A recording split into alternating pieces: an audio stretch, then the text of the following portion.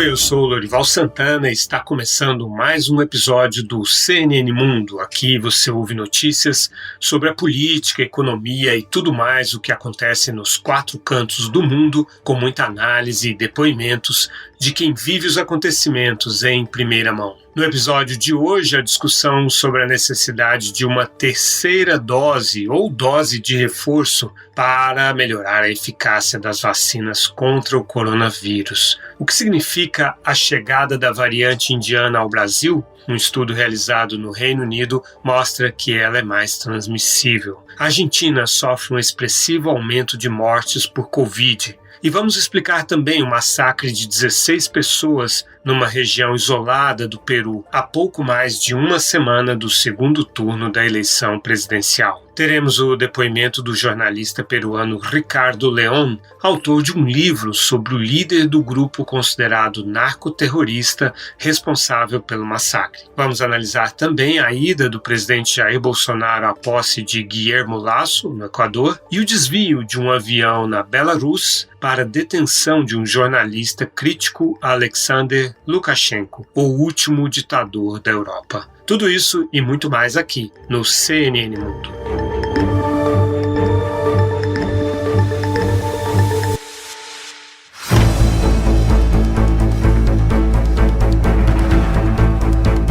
A morte nesta quinta-feira do sambista Nelson Sargento, no Rio de Janeiro, trouxe de volta a discussão sobre a eficácia da Coronavac e a necessidade de uma terceira dose ou dose de reforço, não só dessa, mas de todas as vacinas contra o coronavírus. Nelson Sargento tinha 96 anos e tratava de um câncer desde 2005. Ele foi um dos primeiros cariocas a se vacinarem e tomou a segunda dose no dia 26 de fevereiro. Em depoimento à CPI da pandemia, o presidente do Instituto Butantan, Dimas Covas, reconheceu que poderá ser necessária uma dose de reforço da Coronavac, assim como de outras vacinas. E na China, exatamente essa discussão que está acontecendo. Laboratórios e epidemiologistas chineses discutem a possível necessidade da terceira dose das vacinas chinesas por causa de sua baixa eficácia. Tanto a Sinopharm quanto a CanSino acenam com essa possibilidade e a Sinovac disse aqui no Brasil em março que trabalhava com a possível atualização de sua vacina. Há também a discussão na China de misturar vacinas de diferentes laboratórios para aumentar a eficácia. Uma terceira dose na China pode reduzir ainda mais a disponibilidade de vacinas para o Brasil e outros países. Claro, né? Se em vez de 2 doses os chineses tiverem que receber 3 doses, essa escassez de doses e de insumos pode se agravar. Como nós já informamos no episódio anterior aqui do CNN Mundo, a Pfizer também considera a necessidade de uma dose de reforço. E essa é uma tendência de várias vacinas. E por falar em Pfizer, ela começou a testar a sua vacina pneumocócica conjugada 20-valente com terceira dose contra Covid. Os testes serão feitos em 600 voluntários com mais de 65 anos de idade que já receberam as 2 doses. É mais um passo na direção de incluir a Covid no calendário regular da vacinação.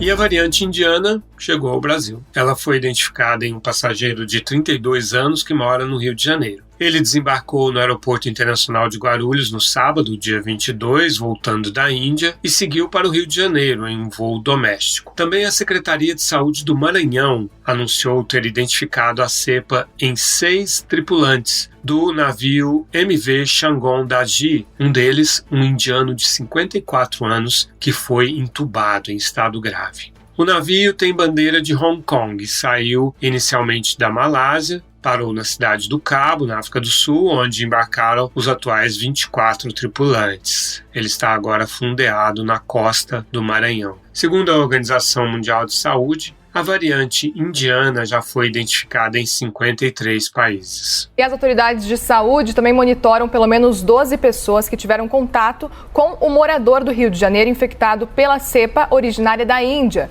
Vamos entender tudo isso começando por esse número que vocês mencionaram. Temos de fato esse grupo. 12 pessoas estão sendo monitoradas agora. E isso porque tiveram algum tipo de contato com o morador de Campos dos Goytacazes, que testou positivo para a Covid-19, positivo também para a cepa originária da Índia. Isso tudo, claro, está sendo observado. 10 pessoas estão sendo monitoradas pelas secretarias de saúde de Campos dos Goytacazes e do Rio de Janeiro e outras 2 pela Prefeitura de São Paulo. Isso, claro, é muito importante. Até agora, ninguém testou positivo para o novo coronavírus, mas segue em quarentena assim mesmo. Faz parte de uma estratégia, portanto, de prevenção e também de rastreio para tentar evitar a transmissão desse vírus e especificamente nesse caso também dessa cepa originária lá no país asiático.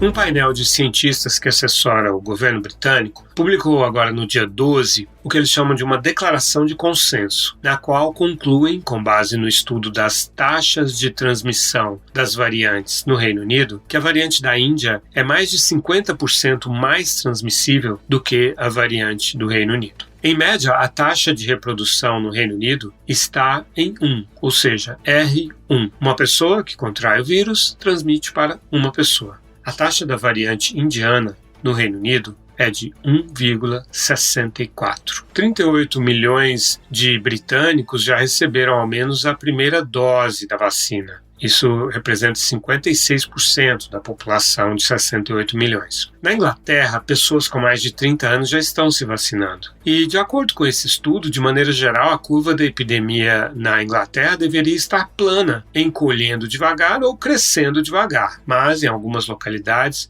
como o noroeste da Inglaterra e a região de Bedford, há um rápido crescimento de variantes, incluindo a variante da Índia. E isso é preocupante. O estudo diz, no entanto, que atualmente há evidência insuficiente de que qualquer das variantes detectadas recentemente na Índia cause doença mais grave ou torna as vacinas menos eficazes. Eu estou citando aqui literalmente o estudo. Também é muito cedo para comentar sobre o impacto da variante indiana sobre hospitalizações e mortes.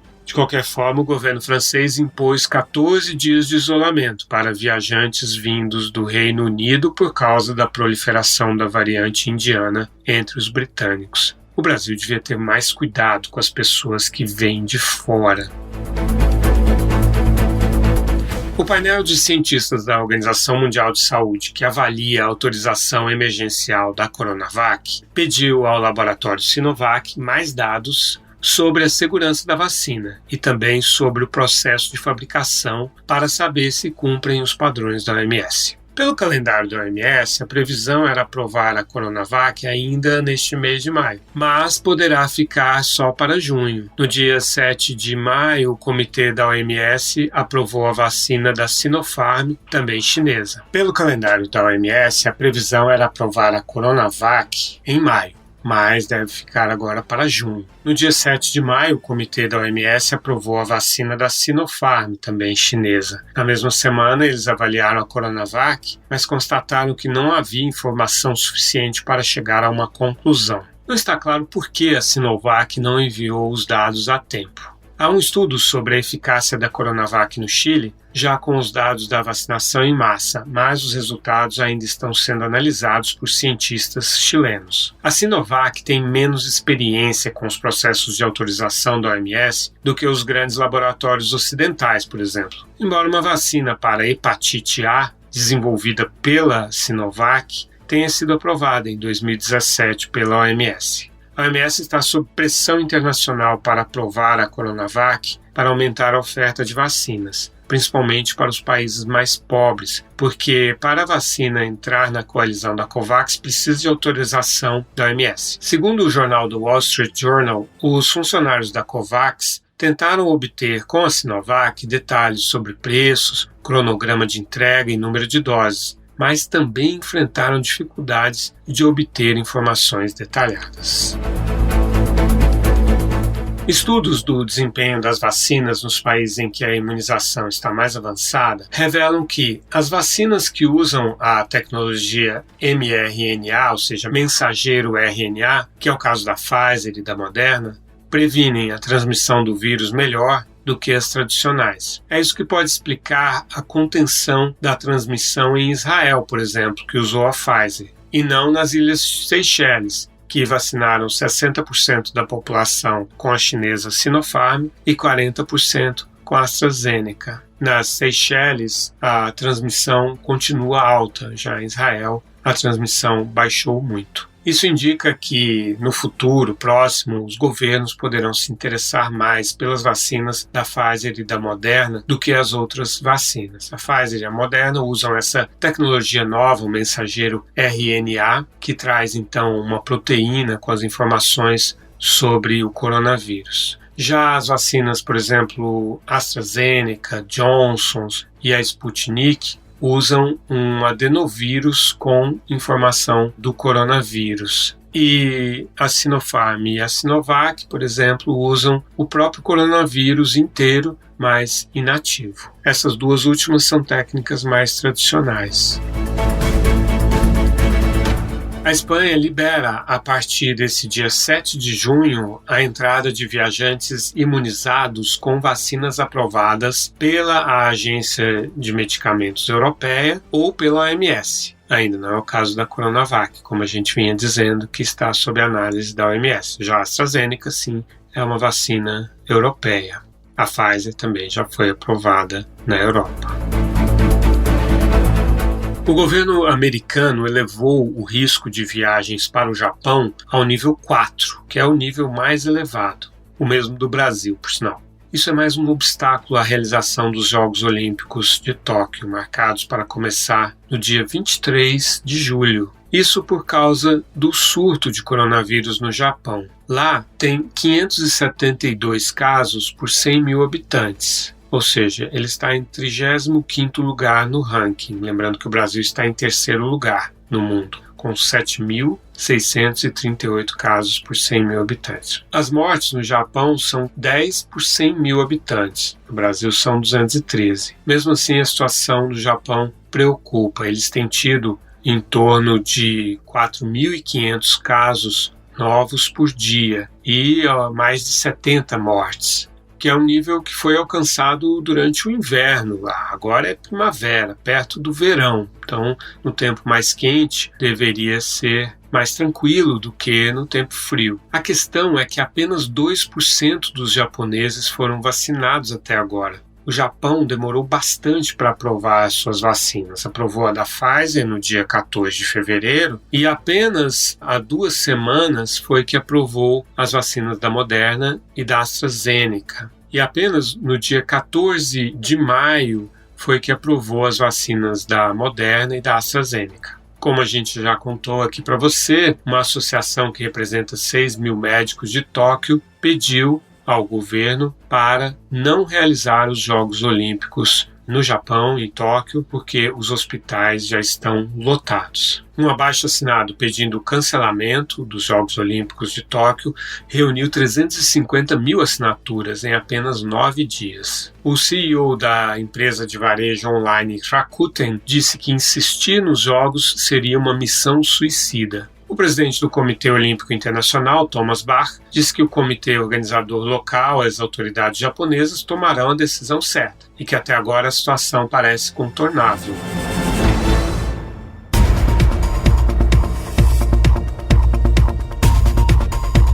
O Fundo Russo de Investimento Direto, que patrocina e comercializa a vacina Sputnik, anunciou nesta quinta-feira a assinatura de um contrato com o UNICEF, o Fundo das Nações Unidas para a Infância e Adolescente, para o fornecimento de 200 milhões de doses. Mas isso só poderá acontecer depois que a OMS aprovar a Sputnik. E a OMS deve tomar uma decisão a respeito disso em julho, depois de uma nova missão que deve ir para a Rússia agora em junho, para observar a forma de fabricação da Sputnik. A contra-inteligência francesa está investigando uma suposta operação russa para desacreditar a vacina da Pfizer. Influenciadores franceses, bloggers, disseram ter recebido ofertas em dinheiro para gravar vídeos no YouTube, no Instagram e outras plataformas falando mal da vacina da Pfizer. Um deles disse que lhe ofereceram 2.050 euros. Eles mostraram e-mails com essas ofertas, vindo de uma empresa de marketing chamada Phase, FAZZE, cujo site dizia ter sede em Londres, e que é uma subsidiária da AdNow, de Moscou. Páginas de empregados da Fase no LinkedIn, agora derrubadas, dizem que eles estudaram na Rússia. O site da Fase também foi tirado do ar. Você sabe, a gente já mencionou aqui, a França é um dos países do mundo com maior resistência a vacinar. 60% dos franceses disseram em dezembro, numa pesquisa da Ipsos, que não pretendiam se vacinar. No Reino Unido, nessa mesma pesquisa, apenas 24% falaram isso. Na Alemanha, 35%. Nos Estados Unidos, 31%. Na França, repetindo, 60%. E aí, num país como esse, ainda se faz uma campanha para desacreditar uma vacina. É claro que existe aqui um interesse comercial, se comprovada essa ação da Rússia, para abrir caminho aí para Sputnik na Europa. A Argentina está sofrendo uma explosão de mortes por Covid e hospitais lotados. É a segunda onda da doença, iniciada em março. Novas medidas para conter a segunda onda do coronavírus passam a vigorar amanhã na Argentina, hein? Escolas e o comércio não essencial vão fechar. Eventos sociais, religiosos e esportivos também vão ser proibidos. E a circulação será limitada ao máximo. Essas restrições devem valer até o fim do mês, 31 de maio. Até agora, apenas 4,7% da população argentina foi totalmente imunizada. 18,4% recebeu pelo menos uma dose, de acordo com a análise da Reuters. As medidas foram anunciadas pelo presidente argentino Alberto Fernández, que também anunciou um pacote de resgate econômico para os setores mais afetados pela pandemia. Ontem, a Argentina registrou 35 mil novos casos de Covid, depois de ter batido um recorde na quarta-feira, quando quase 40 mil novas infecções foram relatadas. Na terça-feira, dia 25, foi o Dia da Pátria e a Argentina atingiu 75 mil mortes. A Argentina tem 168 mortes por 100 mil habitantes, o Brasil 215. A situação no Brasil realmente é mais grave. Mas o governo argentino decretou mais um lockdown na sexta-feira, dia 21, para vigorar até este domingo agora, dia 30. O índice de pessoas satisfeitas com a situação da Argentina caiu de 57% em abril do ano passado para 11%. Mas a pandemia está apenas em quarto lugar entre as preocupações dos argentinos, com 17%. Primeiro vem a inflação, depois a corrupção e depois a criminalidade. O secretário de Estado da Internacionalização de Portugal, que vale ao vice-chanceler português, Eurico Brilhante Dias, me deu uma entrevista na segunda-feira, uma entrevista exclusiva à CNN, na qual ele disse que a União Europeia vai doar 100 milhões de doses de vacinas contra a Covid até o final deste ano, mas a doação deve ser via COVAX, para beneficiar os países mais pobres. Mas ele acrescentou que Portugal, que preside atualmente a União Europeia, vai procurar incentivar a ajuda ao Brasil e aos outros países de língua portuguesa. Ele disse que quando o governo brasileiro demonstra sensibilidade para os temas ambientais, desmatamento na Amazônia, como fez a ministra da Agricultura, Tereza Cristina, em visita à Europa, isso ecoa positivamente nas relações comerciais. O vice-chanceler português passou a semana toda no Brasil, essa semana agora, e veio com empresários das áreas de construção e saneamento, porque eles veem boas oportunidades no Brasil com a nova lei de saneamento. Há um trabalho grande a fazer. E esse trabalho eu tenho sempre sublinhado.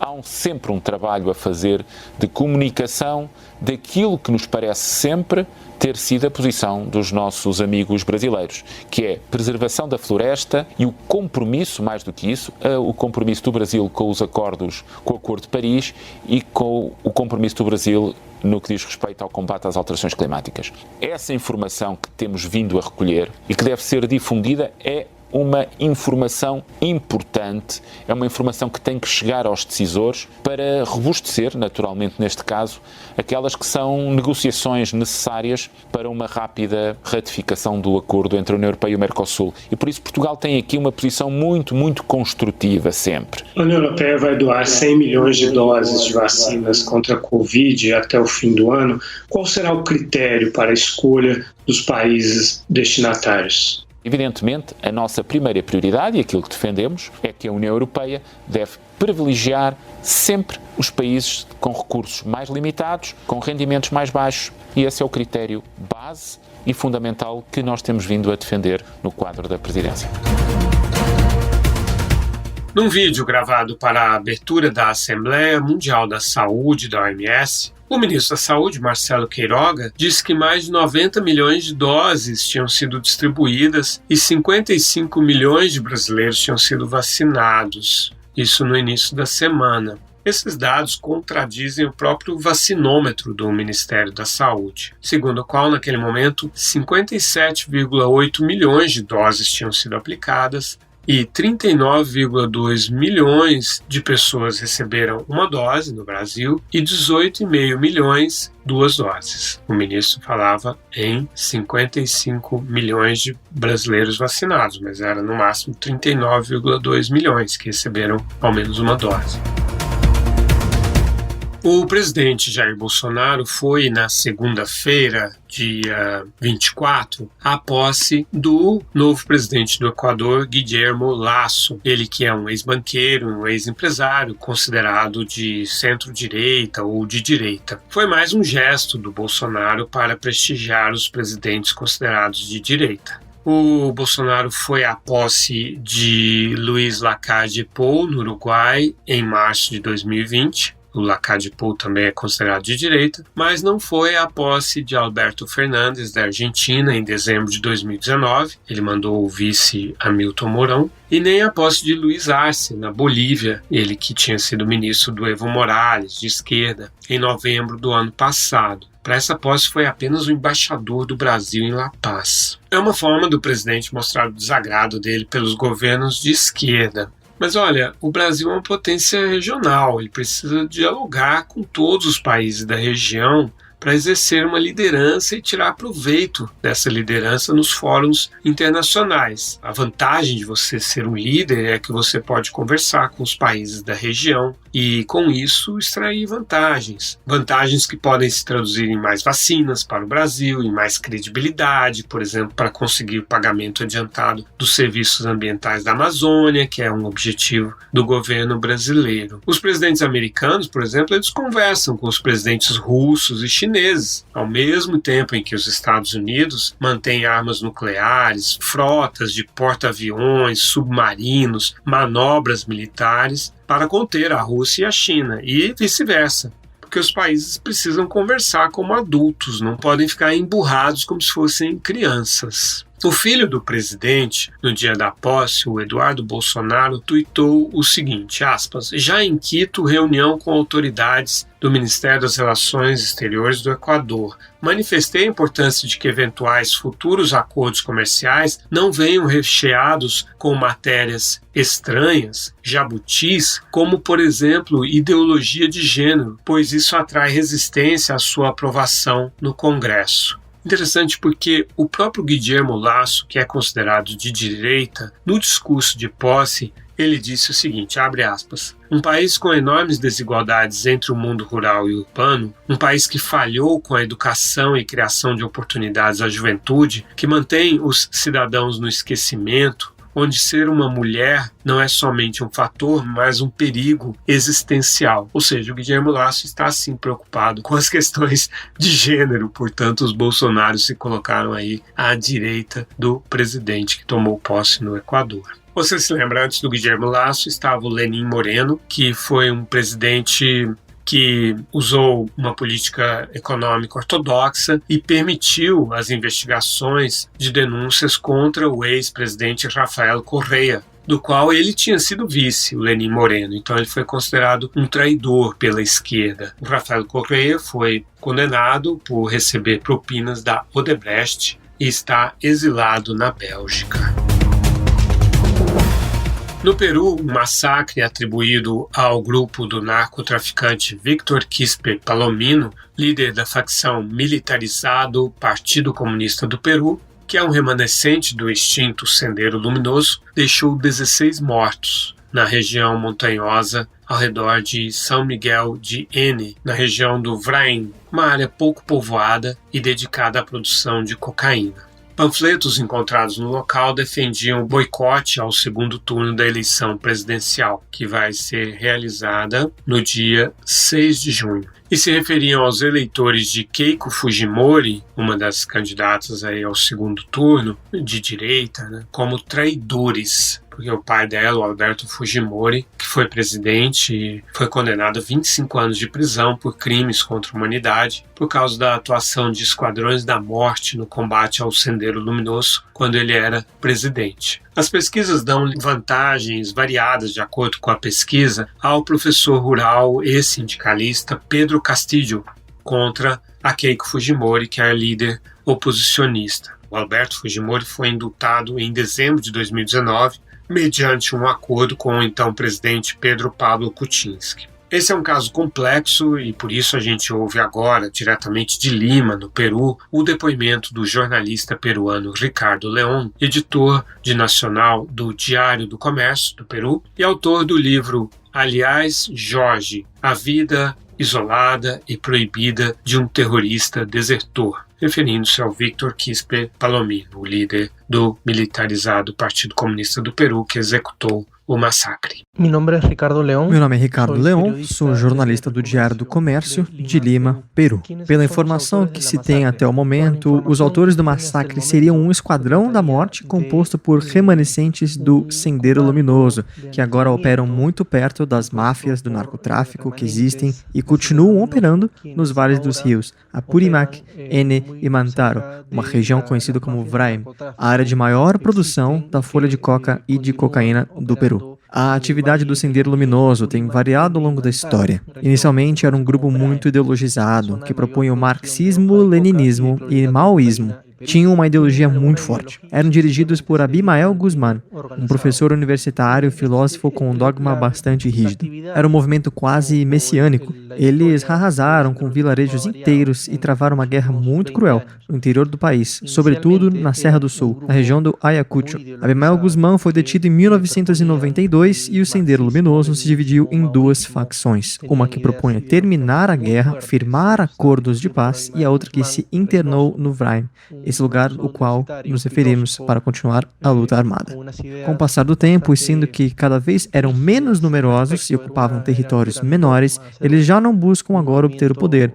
Já não tem uma ideologia muito marcada, e se a tem, é só no discurso. Eles vivem da proteção das rotas do narcotráfico. Os traficantes pagam cotas de guerra, como eles chamam, para produzir a droga e poder levá-la por rios ou por estradas. E os chamados narcoterroristas recebem um dinheiro para protegê-los, proteger as estradas, evitar que haja assaltos e para evitar também que o exército e a polícia entrem nesses lugares para controlar a área. Ou seja, já não é uma guerra ideológica, mas territorial, no qual o principal protagonista é o chamado militarizado Partido Comunista do Peru, composto por remanescentes do Sendero Luminoso, encabeçados por comandantes terroristas que estiveram no Sendero Luminoso original, mas que agora seus principais vínculos são com o narcotráfico que impera no Vraim. Essa é a situação geral que se vive aqui. As pessoas assassinadas, segundo a informação que se tem até o momento, teriam sido acusadas de serem informantes das forças da ordem. Aparentemente, houve um enfrentamento muito violento. Os informantes tentaram se defender, repelir o ataque e, finalmente,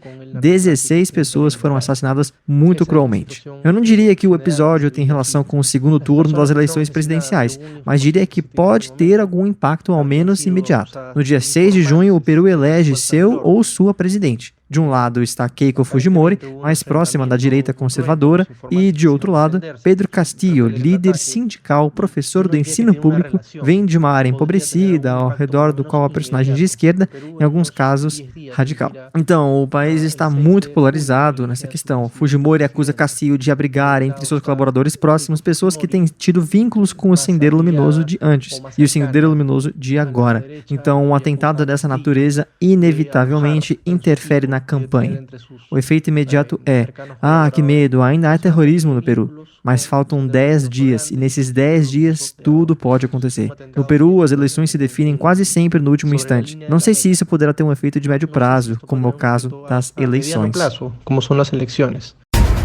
No domingo, dia 23, um voo da companhia irlandesa Ryanair, que ia de Atenas para Vilnius, na Lituânia, foi interceptado por um caça MiG-29 quando estava no espaço aéreo da Belarus e foi desviado para a capital bielorrussa, Minsk. Lá foi detido o jornalista Roman Protasevich, que é um crítico do presidente da Belarus, Alexander Lukashenko. Cerca de 5 passageiros não voltaram para a continuação do voo, o que levantou suspeitas entre funcionários da União Europeia de que havia agentes da KGB bielorrussa a bordo. A Ryanair acusou a Belarus de pirataria de Estado. A Belarus faz fronteiras com 3 países da União Europeia: Polônia, Letônia e Lituânia. O jornalista Roman Protasevich e a namorada dele, Sofia Sapega, que também é jornalista, ficaram detidos e depois foram divulgados vídeos deles nos quais supostamente eles confessavam crimes. A União Europeia já estava preparando antes desse episódio uma 4ª rodada de sanções contra integrantes do governo bielorrusso por causa da perseguição a oposicionistas e repressão aos protestos contra o que se considera a fraude nas eleições de agosto do ano passado, nas quais Lukashenko, que está no poder desde 1994, ganhou mais um mandato. Junto com os Estados Unidos e o Canadá, a União Europeia já havia congelado os bens e proibido a entrada de 90 funcionários do governo da Belarus. Agora, a União Europeia está avaliando quais indivíduos e também quais empresas podem ser alvos de sanções. O presidente dos Estados Unidos, Joe Biden, defendeu uma investigação internacional sobre o desvio do avião e disse que os Estados Unidos vão estudar medidas em coordenação com a União Europeia, com outros aliados e com organismos internacionais. Os governantes europeus concordaram, em princípio, em adotar enérgicas sanções comerciais. Mas quando a discussão chega a esse ponto, há uma certa relutância de grandes exportadores, como Alemanha, Itália e França.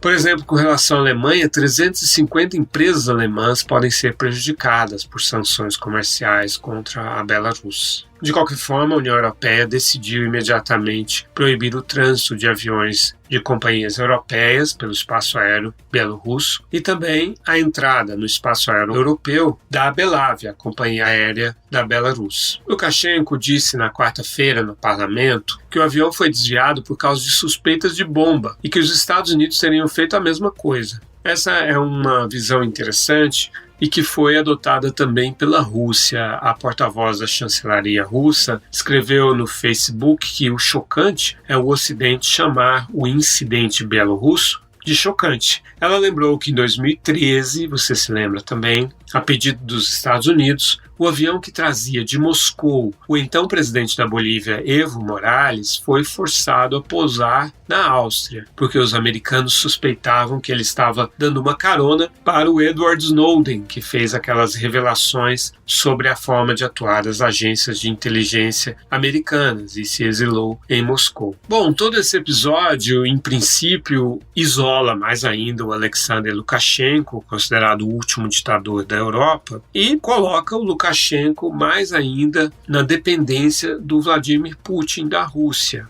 O Putin tem um projeto de fazer uma fusão da Belarus com a Rússia e o Lukashenko sempre resistiu a essa ideia. Mas existe uma outra leitura em relação a isso, é de que o Putin não estaria gostando dessas novas tensões porque ele estaria com o plano de melhorar as relações com o Ocidente, principalmente aproveitando a reunião de cúpula que ele tem com o presidente Joe Biden, agora no dia 16 de junho. O ditador da Síria, Bashar al-Assad, se reelegeu para mais 7 anos de mandato. Ele que está no cargo desde o ano 2000, quando o pai dele, Hafez al-Assad, morreu. O Assad, por sua vez, estava na presidência desde 1970. Então, essa dinastia Assad já está completando 51 anos e deve continuar por pelo menos mais 7 anos. A oposição boicotou as eleições porque consideraram uma fraude, uma farsa. Apenas 2 candidatos considerados bastante favoráveis ao próprio Bashar al-Assad tiveram permissão para se candidatar. Um ex-vice-ministro do próprio governo do Assad Abdallah Salum, e o líder de um pequeno partido de oposição que está entre os partidos oficialmente aceitos, o Mahmoud Ahmed Marei. Bashar Assad votou em Duma, ali perto de Damasco, que foi o cenário daquele ataque com armas químicas em 2013, para mostrar que ele tem controle sobre o país. O secretário de Estado americano, Antony Blinken, realizou esta semana um giro por Israel, Cisjordânia, Egito e Jordânia, depois de os Estados Unidos terem mediado junto com o Egito o cessar-fogo, que pôs fim ao conflito armado entre Israel e o Hamas. O Blinken se encontrou com o primeiro-ministro Netanyahu, com o rei da Jordânia, com o presidente Al-Sisi do Egito e também com o presidente da Autoridade Palestina, Mahmoud Abbas. E ali ele prometeu 40 milhões de dólares em ajuda aos palestinos, principalmente à faixa de Gaza, a reconstrução da faixa de Gaza depois dos bombardeios israelenses. E também prometeu a reabertura do consulado americano em Jerusalém, que tradicionalmente servia de canal de comunicação com os líderes palestinos e que foi fechado pelo ex-presidente Donald Trump. As negociações para o retorno dos Estados Unidos ao acordo nuclear com o Irã foram retomadas na terça-feira, dia 25, em Viena, com a participação da Alemanha, França, Reino Unido, China e Rússia, que patrocinam esse acordo nuclear. Patrocinaram, inclusive, o acordo firmado em 2015. Os Estados Unidos não participam diretamente, mas a delegação americana, chefiada pelo enviado especial de Biden sobre o Irã, Rob Malley, estava ao mesmo tempo em Viena. E o próprio Malley disse antes da reunião que tem havido um progresso significativo nessas negociações para retomar o acordo nuclear do Irã. A Agência Internacional de Energia Atômica obteve do Irã a ampliação de 1 mês do prazo para as inspeções nas instalações nucleares iranianas.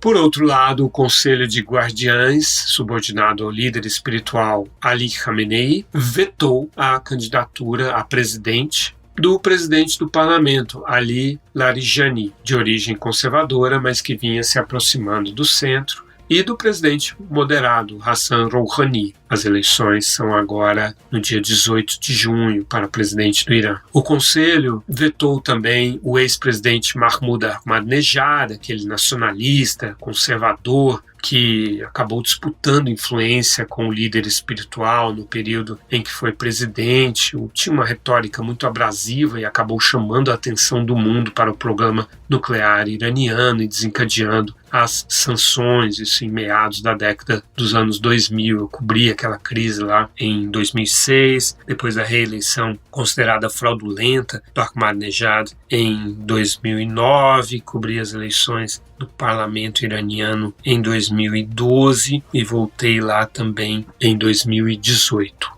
Por último, foi vetado também o nome do vice do Hassan Rouhani, o Eshaq Jahangiri, que seria o candidato moderado a presidente. E seria uma garantia da continuação dessa distensão com os Estados Unidos sob Joe Biden. A eleição de um nacionalista conservador pode dificultar a retomada do acordo nuclear.